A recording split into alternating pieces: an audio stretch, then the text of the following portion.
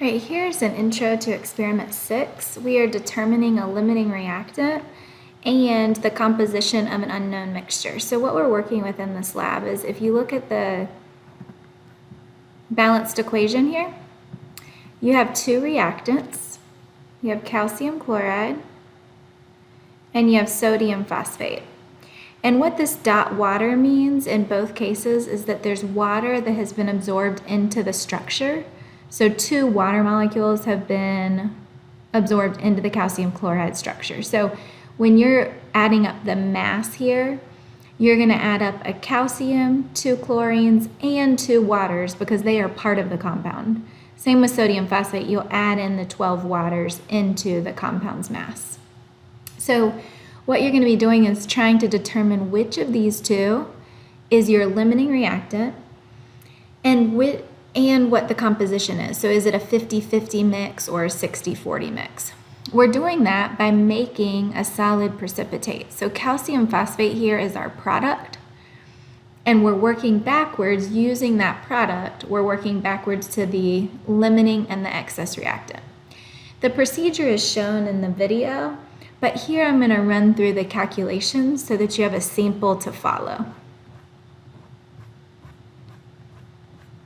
You'll complete all of the pre-lab, and what you'll do in this pre-lab is you will use this data that's provided right here in your lab manual and show all of your calculations in the pre-lab. It gives you places for that.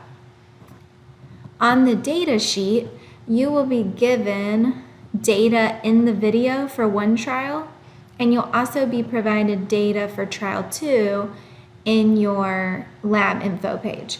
What I'm doing here again is just a sample. So what I'm doing here does not need to go into your lab manual. I'm just running through the calculations so that you have it as a guide. So if we were to complete the lab and we would go and get the weighing dish, and the weighing dish, say it was 1.9790 grams, and then we added our salt mixture. So what that means is that has the limiting reactant and the excess reactant both in it. And so whenever I put all of that into the weighing tray, and I get 3.9541 grams. So then to get the mass of the salt mixture, I'm going to take number 2, which is the dish and salt mixture, and subtract out the weighing dish. So when I do that here, I would get my salt mixture to be 1.9751, keeping 4 decimal places because that's what we had to begin with. And then what we did in the lab, as you'll see, is we took an empty filter paper and cup and massed it alone. So let's say here it came out to be 5.4634 grams. And at the end, we had our product put into that cup after we filtered it. And so our combined mass here was 5.7584. So then to get just our air-dried product, this has filter paper, cup, and product, and you subtract out the cup and paper so that you get the product alone. So 5 minus 4. And what we see is our product had a mass of 0.2950.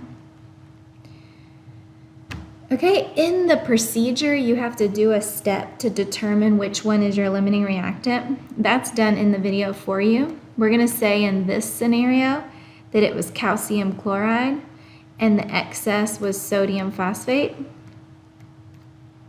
And now we'll start to run through the calculations here. So the moles of product, we'll go focus first on our air-dried product. We have our mass. So our moles of product, let's move where I'll try to write here. So what I'll do is take our mass of product, which was 0.2950 grams, and I'm going to call him P for product. What we would then do is go add up his molar mass, and he is calcium phosphate. So we would add up 3 calciums and 2 phosphates, and our molar mass for that is 310.18 grams.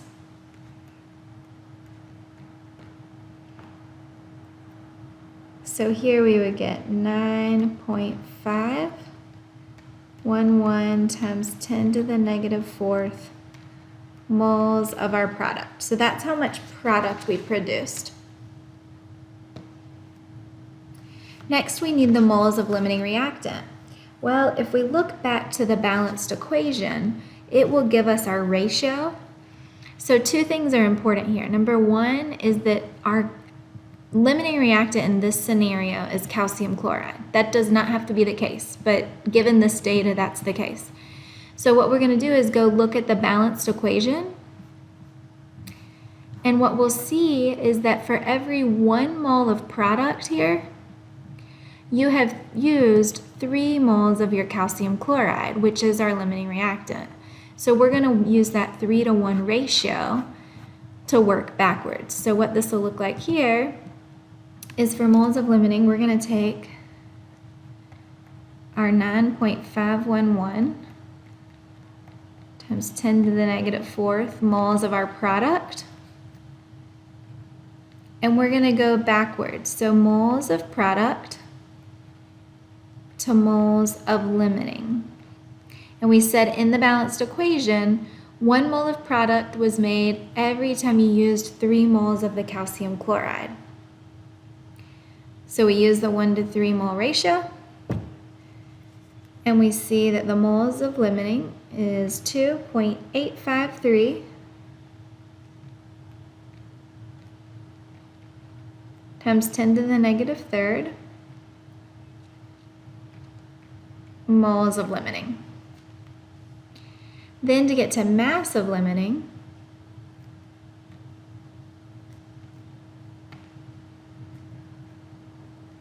I'm going to take my moles that I just found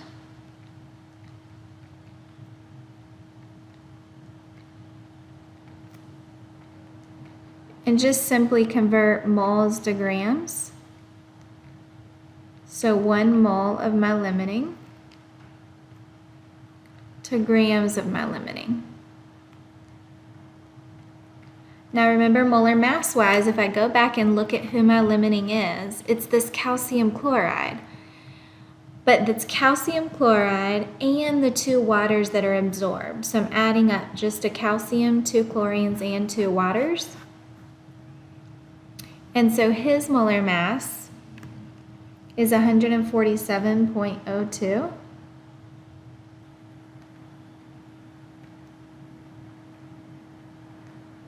We get 0.4195 grams of our limiting, which is calcium chloride. So if we think what to do next, we know up here in number 3, we know our mass of salt mixture, and that mass of salt mixture is made up of both the limiting reactant and the excess reactant. So those two are adding up to 1.9751, which means I can take that down here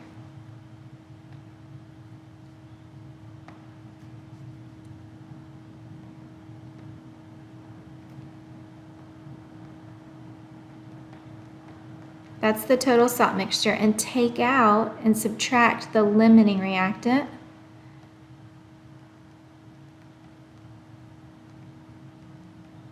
We had to get to the limiting before we got to the excess, because the limiting we know gets completely consumed.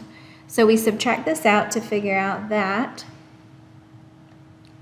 there's 1.5557 grams of the excess in the mixture. So we now know the composition of that original mixture. How much was the limiting and how much was excess? So here to find percent limiting,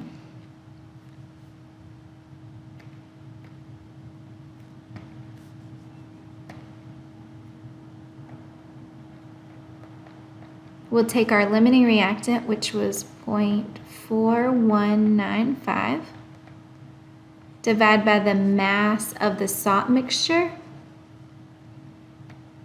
which was 1.9751 times 100.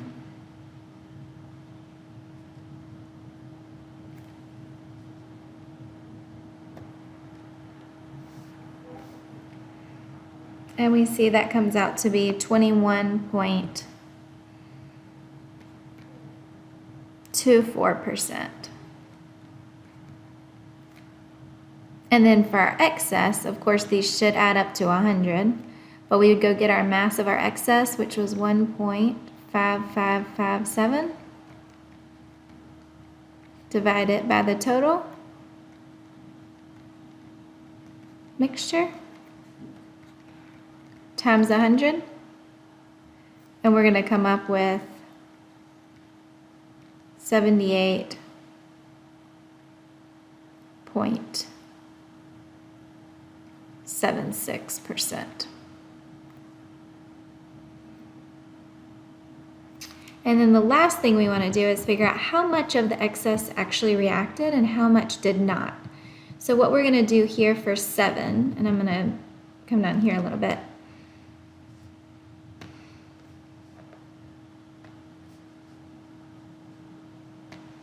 We always want to start with our limiting. So let's go see how much limiting moles were present and used. So here I'm going to start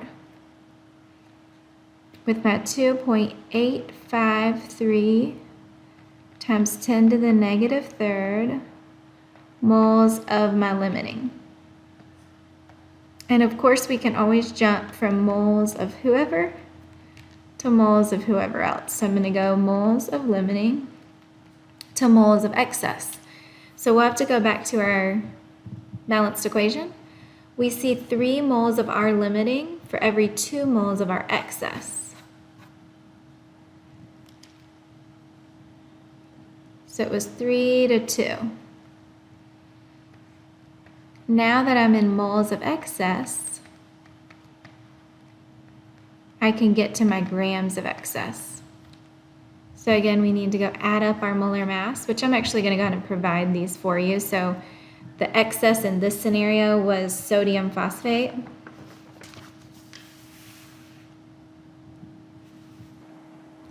So here are the molar masses of each, the calcium chloride, sodium phosphate, and calcium phosphate. So in this scenario, what we're trying to do right now is get to the mass of the excess currently. So we're going to bring that 380.18 down.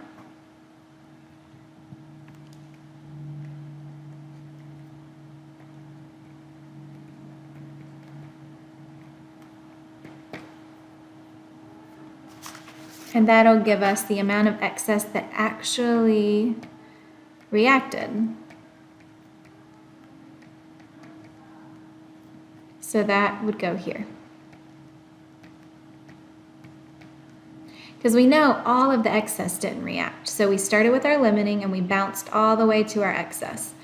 And then what was unreacted, we go find however much excess was present. So we see in number 4 up here that there was 1.5 grams of excess present, and we know that 0.7231 grams got used. So we subtract that and we see how much was left over. So this is a guide for these reaction calculations. Your limiting and excess could be flip-flopped, so the limiting doesn't have to be calcium chloride. So you'll want to make sure that you pay attention to whoever's identified as your limiting and who's identified as your excess.